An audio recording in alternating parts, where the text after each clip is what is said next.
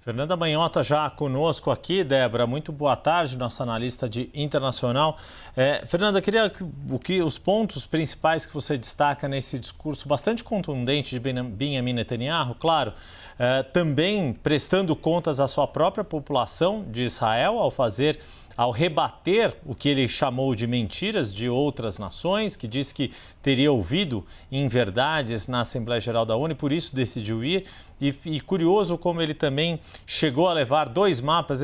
Ele falou, olha, no ano passado eu trouxe aqui o mapa que mostrava, e a Assembleia Geral do ano passado aconteceu antes do ataque terrorista do Hamas de 7 de outubro. Então ele faz menção, eu trouxe um mapa de uma bênção que seria a conexão entre a Ásia e a Europa, por meio principalmente daquele acordo Israel-Arábia Saudita. E depois aí essa parte que ele mostra, né, e usa esses termos, blessing, né, referindo-se a um acordo abençoado, e depois usa um mapa que mostra os inimigos de Israel com a cor preta, falando de Síria, Iraque e principalmente o Irã, falando aí the curse, a maldição, e tratando sempre o ataque como maldição. Quer dizer, também um conteúdo muito calcado ali num apelo religioso nessas questões que estão envolvendo Israel, que nitidamente está no corner, digamos assim, pressionado pelas mais outras variedades de países mundo afora. Fernanda Manhota, boa tarde. Oi, Yuri. Oi, Débora. Boa tarde. Boa tarde a todos que nos acompanham. Benjamin Netanyahu já é famoso por sempre recorrer a esses recursos, né, lúdicos, mapas, imagens. Ele usualmente tem feito isso ao longo do tempo. Existem até anedotas que já se criaram em torno disso. E ele é um bom orador e, inclusive, costuma construir os seus discursos muito pautados em alguns maniqueísmos. Esse que você acabou de citar, né, é um deles. Então, o bem, o mal, a maldição e a bênção é parte de uma tradição discursiva. Eu diria que antes de comentar o discurso, vale lembrar que Benjamin Netanyahu quase não foi à Assembleia Geral da ONU, chegou a dizer que não ia, depois de última hora decidiu ir, agora, estando lá, decidiu abreviar a duração da viagem para voltar a Israel, já que horas depois do discurso dele a gente teve esse ataque importante, né, na capital do Líbano, e isso tudo explica um pouco o contexto, o timing em que essa fala aconteceu. Também o fato de a Assembleia estar esvaziada durante a fala dele, de ter havido delegações que vaiaram, delegações que boicotaram, tudo isso mostra como a gente está diante de um fato bastante complexo em termos geopolíticos. Do ponto de vista do conteúdo do discurso, Yuri, acho que tem 3 elementos que vale a pena destacar, como inclusive a nossa reportagem já fez muito bem. Primeiro é a ideia de sempre caracterizar aqueles que ele vai chamar de inimigos como selvagens. Isso está dentro ainda daquela lógica que eu acabei de dizer, que é a ideia de desumanizar o outro, de tentar, a partir daí, construir uma certa legitimação para a sua própria decisão, para a sua própria estratégia. Então, ele sempre vai descrevendo o que ele entende como sendo os inimigos a partir dessa figura do selvagem. É algo que ele também faz recorrentemente nos discursos para consumo doméstico.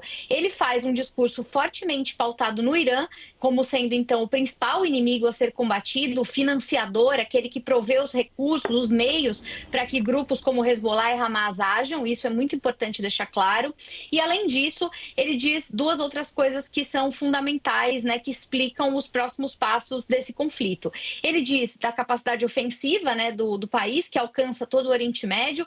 O que está nas entrelinhas aí é não só a confiança de Netanyahu com relação aos seus próprios aliados, então ao apoio americano, por exemplo, já que essa aliança é fundamental para garantir, do ponto de vista militar, né, a sobrevida de Israel. E mais do que isso, deixa aquela nota de rodapé incômoda, que é a pergunta que não quer calar desde sempre, né, se Israel teria ou não armas nucleares. Assim como o Irã, eles nunca confirmaram, mas também nunca negaram, o que dá margem para a gente imaginar que sim, eles têm. Então, é bastante provável que ele tenha feito uma afirmação desse tipo para suscitar essa preocupação em todos que estão ouvindo. E, por fim, ele vai falar que nesse momento não há interesse nem condições em um cessar-fogo, que esse não é o interesse imediato de Israel, que Israel está operando no sentido de diminuir, de deflagrar, de fato, um aumento de tensões contra os seus inimigos para tentar minimizar sua capacidade de ação.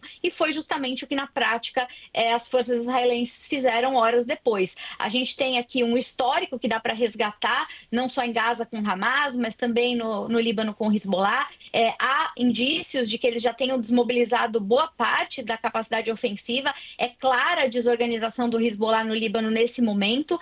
Várias lideranças militares, inclusive nas últimas operações, chegaram a ser atingidas e hoje o alvo foi dos mais importantes. A mira foi no chefe supremo do Hezbollah, que está nesse cargo desde 92, vejam só, quando o seu antecessor, inclusive, foi morto por forças israelenses. Então, Netanyahu vai à tribuna da principal organização internacional que visa a segurança, a construção da paz, e diz que, nesse momento, não está interessado nisso e manda um recado bastante contundente ao promover o ataque e a operação mais ousada que se tem notícias desde o 7 de outubro do ano passado, Yuri.